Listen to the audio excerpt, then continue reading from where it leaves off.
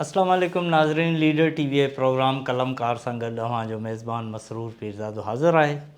अॼु असां ॻाल्हाईंदासीं इमदाद हुसैनीअ जे ॿिनि ताज़ा आयल किताबनि ते।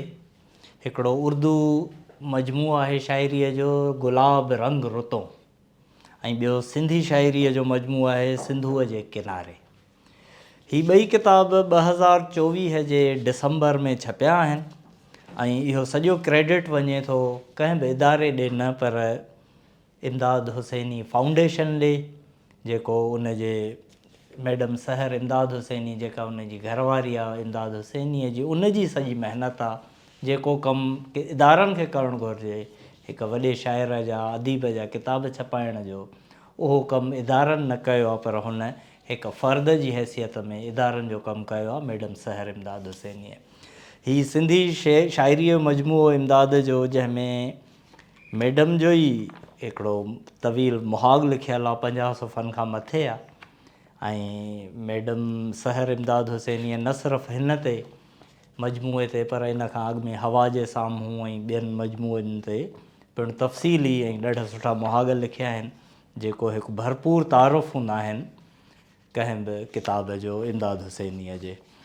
हिन किताब में इमदाद जा उहे सभु रंग मौजूदु आहिनि जेके इमदाद जी सुञाणप आहिनि, इमदाद जी शनाख़्त आहिनि, उन जो लहजो, उन जो अंदाज़, उन जा नज़्म, उन जा ग़ज़ल गीत, तवील नज़्म। ऐं हिन में काफ़ी अहिड़ियूं शयूं बि आहिनि जेकी इमदाद जूं तमामु मशहूरु हुयूं, पर कंहिं मजमूए में अञा ताईं न अची सघियूं आहिनि। मिसाल तौरु हुनजो हिकिड़ो नज़्म आहे रात बेगाह आख़िरी बैगन। इहो नज़्म काफ़ी पुराणो आहे, काफ़ी तमामु 40-50 साल अॻु जो लिखियलु, पर उहो किथे अञा ताईं कंहिं मजमूए में छपियलु न हो जेको हिन मजमूए में आहे। उन खां अलावा इमदाद जो जेको शुहराए आफ़ाक़ तवील नज़्म आहे, हीउ मुंहिंजो शहर आहे या दुश्मन जो शहर आहे, इहो अॻु में हिकु सिर्फ़ु हिकिड़ो नज़्म ई शाया थियो हो। हिन मजमूअ में उहो सॼो शुहराए आफ़ाक़ जेको तवील नज़्म आहे उहो पिणु हिन में शामिलु आहे। मां सम्झां थो त सिंधी शाइरीअ जे तारीख़ में एॾो पुरअसर, एॾो जानदार शानदार तवील नज़्म शायदि ई को हुजे जहिड़ो इमदाद शहर नज़्म आहे। असां वटि तवील नज़्मनि जी रिवायत घटि आहे, उर्दूअ में घणी आहे, असां वटि घटि रही आहे, पर उन में बि जेके तवील नज़्म लिखिया विया आहिनि उन में मां नथो सम्झां त को इन लेवल जो एॾो शाहूकार नज़्म असां वटि आहे जहिड़ो इमदाद जो हीउ मुंहिंजो शहर आहे या दुश्मन जो शहर आहे। इन मां आख़िरी हिसो तव्हांखे थोरो पढ़ी थो ॿुधायां हिकु फ्लेवर तौरु, झलक तौरु।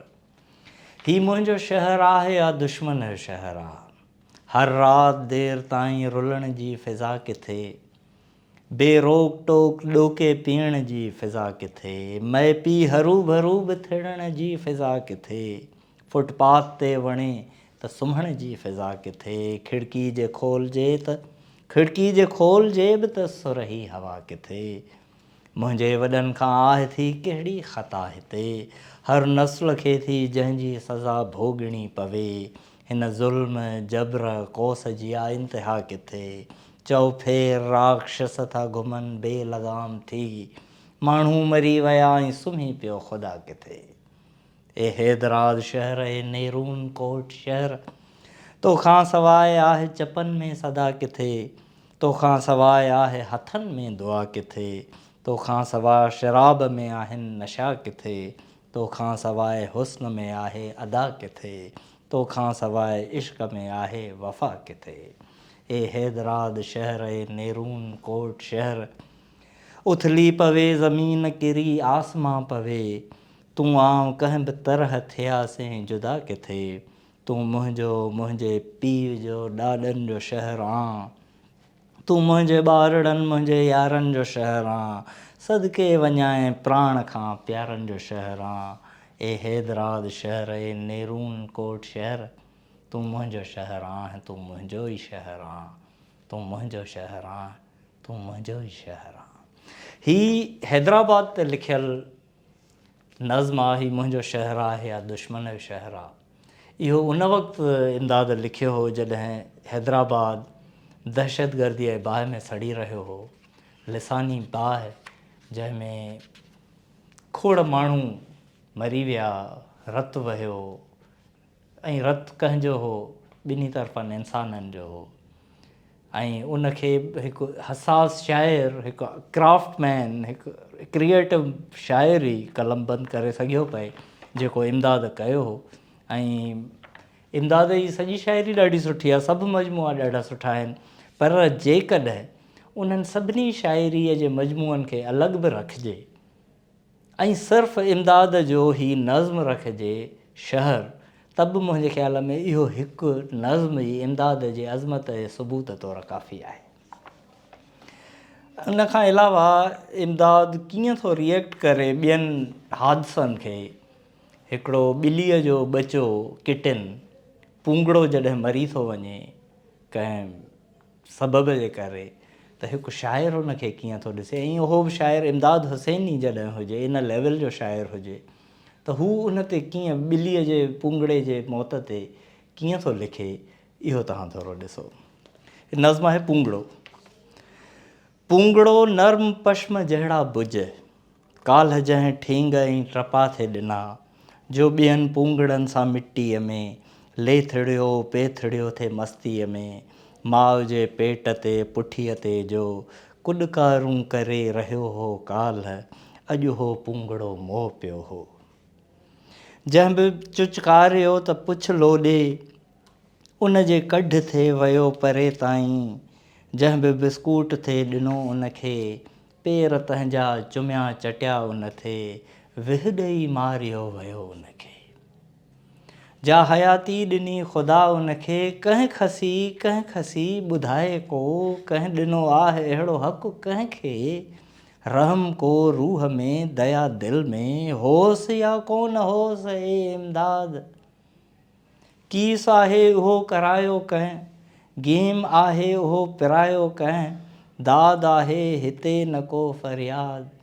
पुंगड़ो नर्म पश्म जहिड़ा भुज, पुंगड़ो काल्ह जेको ज़िंदा हो, ॿारड़नि साण खेॾंदो थे वतियो, सत खलियो बाल कंहिं थे उछलायो, डोड़ंदो थे वञी खणी आयो, अॼु हो पुंगड़ो मोह पियो हो। कहिड़ो नुक़सानु उन रसायो हो, कंहिंखे उन पुंगड़े सतायो हो, छा उहा साह वारी शइ न हुई, जेकॾहिं हुई त पोइ छाजे लाइ, साह जेको ख़ुदा ॾिनो उनखे, कंहिं कढियो आहे को ॿुधाईंदो, या चपनि ते चुनो लॻाईंदो, यूनिवर्सिटीअ जी हेॾी कॉलोनी, को त हूंदो जो ॿिड़क ॿाफींदो, हेतिरा ई पढ़ियल ॻढ़ियल माण्हू, डॉक्टर लेक्चरर प्रोफेसर, ही क्लार्क ईअं ई चुप रहंदा, या कंदा नेठि एहतजाज कंदा, ज़ुल्म खां पाक ही समाज कंदा। अहिड़ो माण्हू, अहिड़ो शाइर जेको हिकु पुंगड़े ते, उन जे हादसाती मौत ते रिएक्ट करे थो एॾो अहसासाती नमूने, उहो जॾहिं ॾिसंदो त पंहिंजा शहर, पंहिंजा माण्हू मरी रहिया आहिनि, त हू शहर आशोब, शहर जहिड़ो त ज़रूरु नज़्म लिखी सघे थो, ऐं जेको इमदाद लिखियो। हिन में तमामु ख़ूबसूरत गज़ल बि आहिनि। राति गुज़री रही आहे पंहिंजे रफ़्तार समेत, निंड में माउ अलूट आहे सुतल ॿार समेत, लोड शेडिंग हवेलीअ में हुई झूपे में, ॾीओ जाॻी रहियो हो लाट जे ललकार समेत, तुंहिंजे वारनि में जो अजमेर में गुल टाकियो होम, मुंहिंजे शेरनि में टिड़ियल ई रहियो हुबकार समेत, वण वढिजी विया जुमड़ाउ जे वणकार समेत, न थधी छांव मिठियूं से न पखियुनि जूं लातियूं, वण वढिजी विया जुमड़ाउ जे वणकार समेत, छा अजल खां बि वॾो आहे मसीहा कोई, हाणे बीमार हो आराम सां आज़ार समेत। सो अहिड़े क़िस्म जा खोड़ इमदाद जा शेर आहिनि। अकेले अकेले में दुनिया हुजूं था, ऐं मेले झमेले में तन्हा हुजूं था, रहूं था, ॾीए सां सॼी राति जागूं जलूं था, गज़ल गीत अलाए त कंहिं लाइ लिखूं था। या हिकिड़ो इमदाद तमामु ख़ूबसूरत गज़ल जेको बेदिल मसरूर अञा ख़ूबसूरतीअ सां ॻायो हो, उहो हिन मजमूए में शामिलु आहे। न को बि ग़म लॻे थो, ग़म ख़ुशी ख़ुशी नथी लॻे। कॾहिं कॾहिं त ज़िंदगी बि ज़िंदगी नथी लॻे। पिरीं विदे सॾे पुरिया ऋतूं रुसी वियूं अला, न चेट चेट थो लॻे, कती कती नथी लॻे। अलाए कंहिंजी सिंध खे नज़र लॻी वई अला, न समुंड समुंड थो लॻे, नदी नदी नथी लॻे। न मात ई रुनी हुई, न माट ई रुनी हुई, न हीर ई घुली हुई, न गुल लॻे थो को बि गुल, कली कली नथी लॻे। संवारियाई वार थे लॻुसि त आरसीअ चयो, कढी त आहे सींध तो मगर सिधी नथी लॻे। निमाज़ इश्क़ जी अदा ईअं नथी थिए अदा, वुज़ू न रत सां कजे त आशिकी नथी लॻे। सबबु नई जवाज़ को हरू भरू अलाए छो, सबबु नई जवाज़ को हरू भरू अलाए छो, सची पुछी त दिलि किथे सची पची नथी लॻे। सो इहो इमदाद हुसैनी, इमदाद जो शुमार जदीद सिंधी जे तमामु वॾनि शाइरनि में थिए थो, ऐं हीअ किताब बि उन जे दलील तौरु हिकु मिसाल आहे। उन खां अलावा इमदाद जो हीउ ॿियो मजमूओ गुलाब रंग रुतों में उर्दू शाइरीअ जो छपियो आहे। इमदाद जो इन खां अॻु में उर्दू मजमूओ धूप किरण बि शाया थियो, जेको संदसि ज़िंदगीअ में ई शाया थियो। हीअ बि ॾाढो सुठो शाइरी जो किताबु आहे, जंहिं ते मैडम सहर इमदाद बि लिखियो आहे, नासिर अब्बास नैयर लिखियो आहे, ऐं हिन में फ्लैप ते इंतज़ार हुसैन जो बि लिखियलु आहे, जेको हुन पहिरें मजमूए धूप किरण ते लिखियो हो। अंबरीन हसीब अंबर इन जो हिकिड़ो मुहाग लिखियो आहे। इहे सभु शयूं आहिनि। ऐं इमदाद जे जेको ख़ूबसूरत उर्दू शाइरीअ मां तव्हांखे कुझु पढ़ी ॿुधायां। कमल जल सजल में गज़ल शायरी में मजाज और हकीकत हैं आँखें तुम्हारी, कजर बिन ये कारी समंदर से गहरी, बहुत खूबसूरत हैं आँखें तुम्हारी।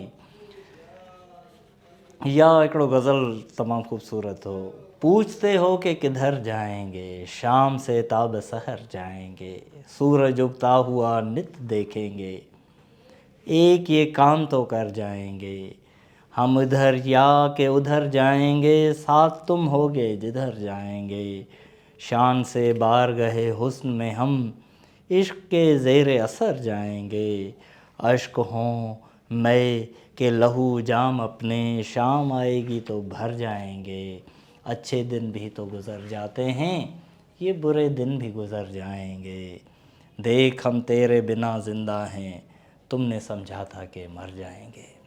सो इमदाद जी उर्दू शाइरी बि ॾाढी ज़बरदस्ती, ऐं ख़ासि तौर ते इमदाद जॾहिं कराची लिटरेचर फेस्टिवल या ॿियनि उर्दू मुशाइरनि में शाइरी पढ़ंदो त उर्दूअ जे माया नाज़ मशहूरु सीनियर शाइरनि खां बि वधीक दाद इमदाद खे मिलंदी हुई। ऐं हिन किताब में बि उन जा जलवा आहिनि, उन ख़ूबसूरत शाइरीअ जा। यहाँ इल्म था आगही थी, यहाँ अमन था आश्ती थी, यहाँ अभी कल ही महफिल सजी थी, यहाँ सभी के लबों पर हंसी थी, यहाँ हुस्न था आशिकी थी, यहाँ हवा गुनगुनाती हुई थी, यहाँ दरख्तों से भी दोस्ती थी, यहाँ बारिशों में ढली धूप थी, चटकती हुई चांदनी थी, यहाँ खेत थे एक नदी थी, यहाँ ज़रा ढूंढना ज़िंदगी थी, यहाँ।